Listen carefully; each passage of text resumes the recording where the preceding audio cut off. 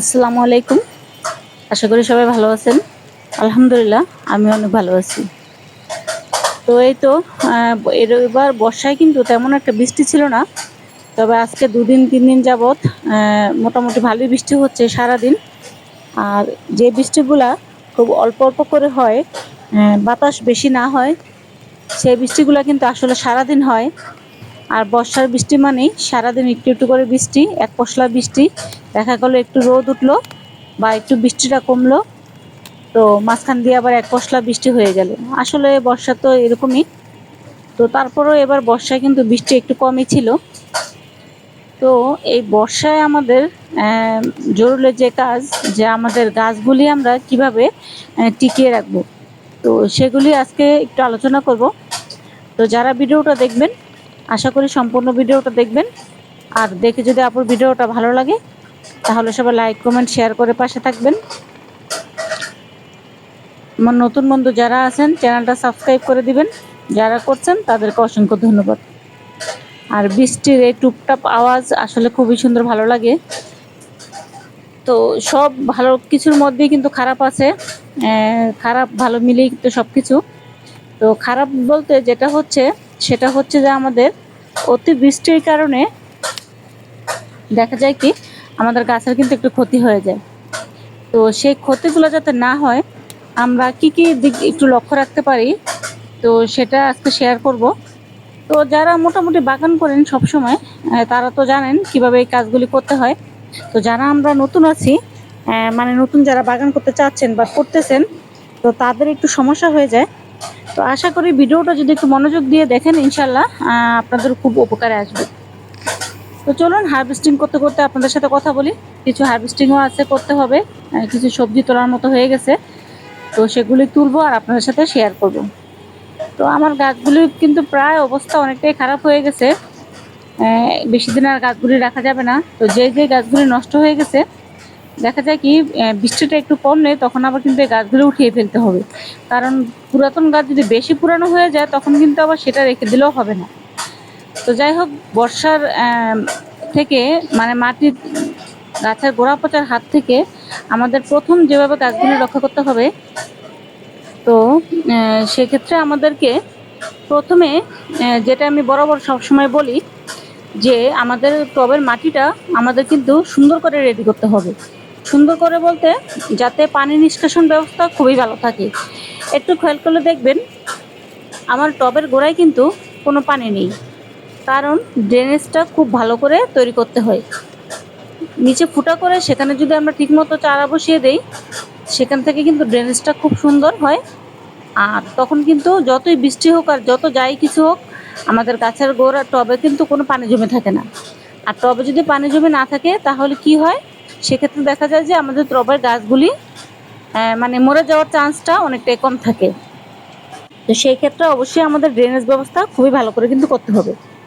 আর দ্বিতীয়ত হচ্ছে মাটি খুব শক্ত হওয়া যাবে না।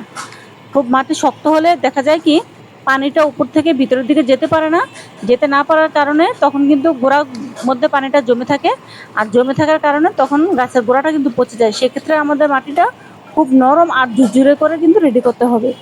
তো জৈব সার দিয়ে কিন্তু আমরা অবশ্যই জৈব খাবার দিয়ে কিন্তু আমরা অবশ্যই আমাদের মাটিগুলো রেডি করতে পারি। সেক্ষেত্রে গোবর পচা সার বা সবজির খোসা, কেউ যদি চান কোকোপিট দিতে পারেন। অবশ্য আমি কোকোপিট গাছে ব্যবহার করি না। তো এগুলো দিলে কিন্তু মাটিটা খুব সুন্দর নরম হবে আর আপনার পানিটা কিন্তু জমে থাকবে না। ৩ নম্বরে হচ্ছে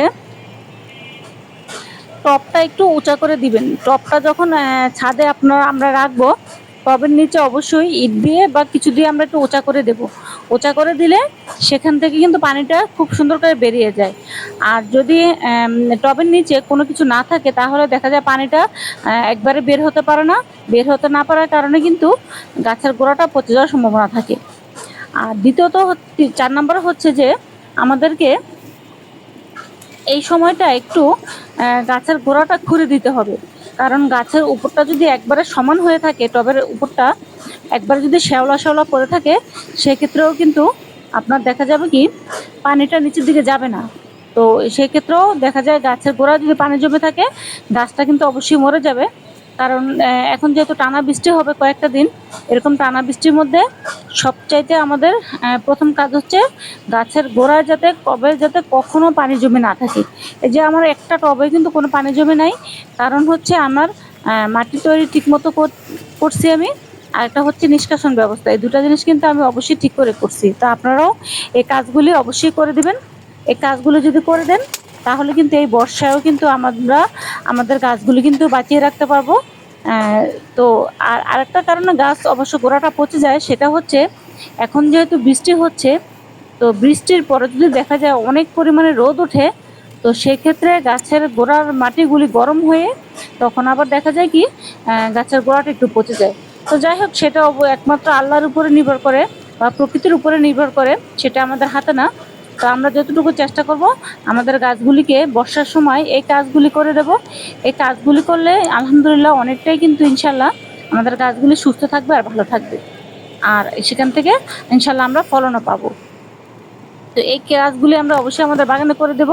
তো আলহামদুলিল্লাহ দেখেন, আপনাদের সাথে কথা বলতে বলতে কিন্তু মোটামুটি অনেকটাই হার্ভেস্টিংও করে ফেললাম। আসলে বাগান থাকলে এরকম ছোটোখাটো একটু একটু হার্ভেস্টিং কিন্তু আমরা সবসময় করতে পারি। আর পুরোটা ছাদে কিন্তু পানি, বৃষ্টিও কিন্তু গুড়ি গুড়ি হচ্ছে। তো যাই হোক, আর এখন কিন্তু গাছেদের চেহারা খুব সুন্দর হয় আলহামদুলিল্লাহ। গাছের পাতা, ফুল, ফল, সবজি সবকিছু কিন্তু খুব সুন্দর থাকে। তো যাই হোক, আর যারা বীজের জন্য অর্ডার করতেছেন, যারা নিয়েছেন তাদেরকে অসংখ্য ধন্যবাদ। আর যদি কেউ এখনো বীজ নিতে চান তাহলে আমি আমার এই ভিডিওর কমেন্ট বক্সে ফেসবুকে লিঙ্ক দিয়ে দেবো। সেখানে গিয়ে আপনারা মেসেঞ্জারে মেসেজ করে সেখান থেকে বীজ সংগ্রহ করতে পারেন। তো যাই হোক, আজকে ভিডিওটা কেমন লাগলো জানাবেন। কে কোথা থেকে দেখছেন, কার কার এখানে বৃষ্টি হচ্ছে জানাবেন। আমাদের এখানে তো আজকে টানা 3 দিন যাবত মোটামুটি ভালোই বৃষ্টি হচ্ছে। বাগানের অবস্থা দেখলে তো বুঝতে পারবেন। তো সবার গাছগুলো সুস্থ থাকুক, ভালো থাকুক। সবাই ভালো থাকেন, সুস্থ থাকেন। আল্লাহ হাফেজ।